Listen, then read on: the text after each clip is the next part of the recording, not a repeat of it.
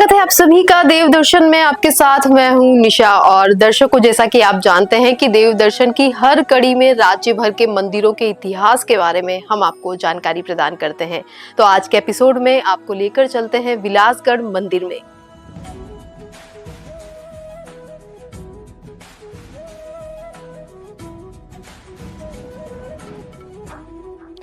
बारां मुख्यालय से उत्तर पश्चिम के किशनगंज तहसील क्षेत्र में प्रवाहित होने वाली विलास नदी के बाएं तट पर स्थित विलासगढ़ रामपुरिया ग्राम से लगभग 4 किलोमीटर दूरी पर विलास नदी के किनारे स्थित है। ये नदी मूलतः हाड़ौती की प्रसिद्ध पार्वती नदी की सहायक है। विलासगढ़ नामक स्थान को कृष्ण विलास और कन्या दह के नाम से भी जाना जाता है। प्रथमतः इस नगर के अवशेषों का सूक्ष्म अध्ययन करने से ये भलीभांति स्पष्ट हो जाता है कि यहाँ के लगभग 1 से 3 किलोमीटर के क्षेत्र में अनेक हिंदू एवं जैन मंदिरों के कलात्मक शिल्प, स्तंभ, मूर्तियां, नगरीय अवशेष और उसकी बनावट के प्रमाण व दुर्ग की प्राचीरें सहज ही अवलोकन करते हुए दिखाई देती है। इन सभी कलात्मक निधियों का अध्ययन किया जाए तो ये सहज ही ज्ञात होता है कि ये विशाल कलात्मक नगर 9वीं से 13वीं सदी के उत्तरार्ध तक निश्चित रूप से तत्कालीन भारतीय सांस्कृतिक कला धरोहर का एक महत्वपूर्ण और वैभवशाली अध्याय रहा होगा।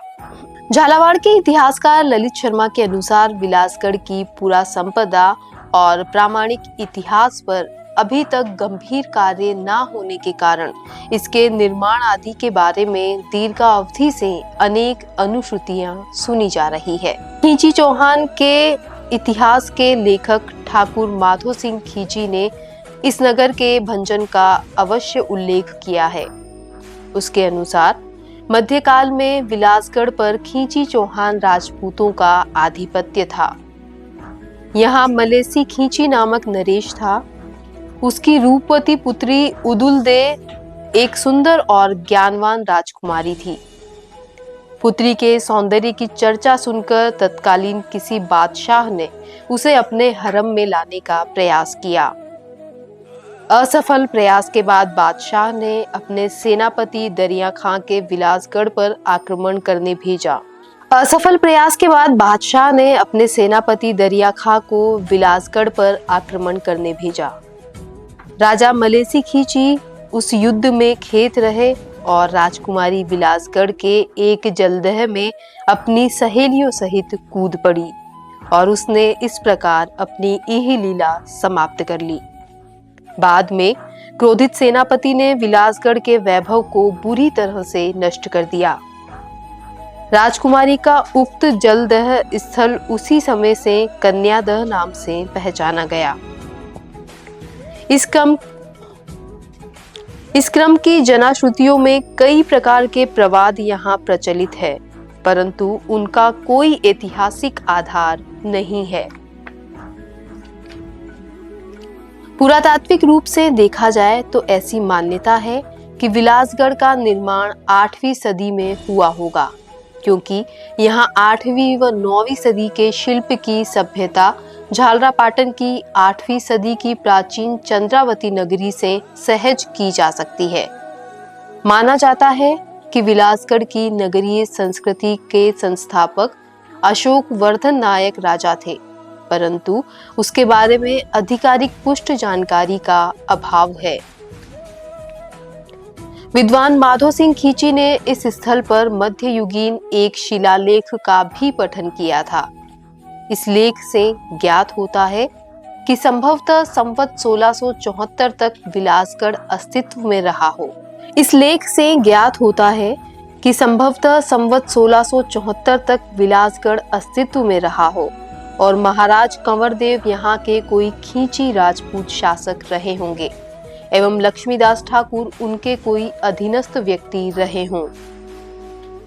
लगभग 3 किलोमीटर के क्षेत्र में फैले विलासगढ़ में स्थान स्थान पर अलभ्य, अकूत और अति सुंदर कलात्मक अवशेष, ध्वस्त मंदिर, दुर्ग, प्राचीर, नगर स्तंभ, मूर्ति शिल्प और अलंकृत स्तंभ के रूप में आज भी दर्शित है, जिनमें इस नगर की कला संस्कृति को समझा जा सकता है।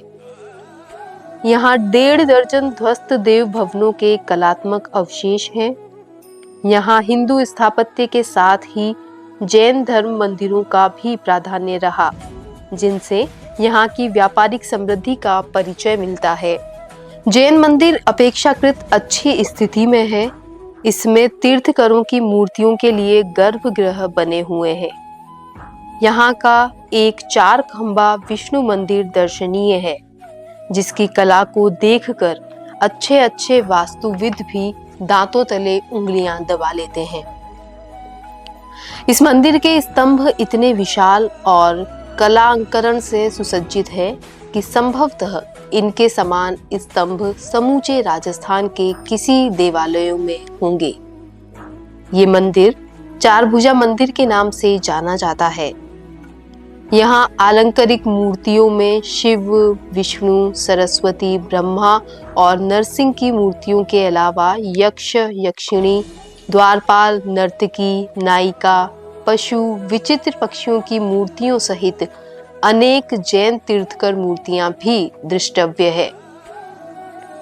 विलासगढ़ की कला संपदा मानव के आदिम काल की संस्कृति से लेकर उसके मध्यकाल तक के ऐतिहासिक विकास, पुरातात्विक एवं सांस्कृतिक वैभव का ऐसा गुणानुवाद करती है, जिसने इस देश प्रदेश के एक विशेष कालखंड को पूरी कला भावना के साथ भोगा है।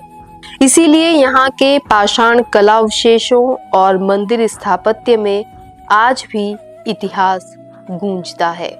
तो दर्शकों, देवदर्शन के आज के एपिसोड में हमने आपको दिखाया विलासगढ़ का मंदिर, और इसी के साथ कार्यक्रम देवदर्शन से इजाजत दीजिए निशा को। नमस्कार।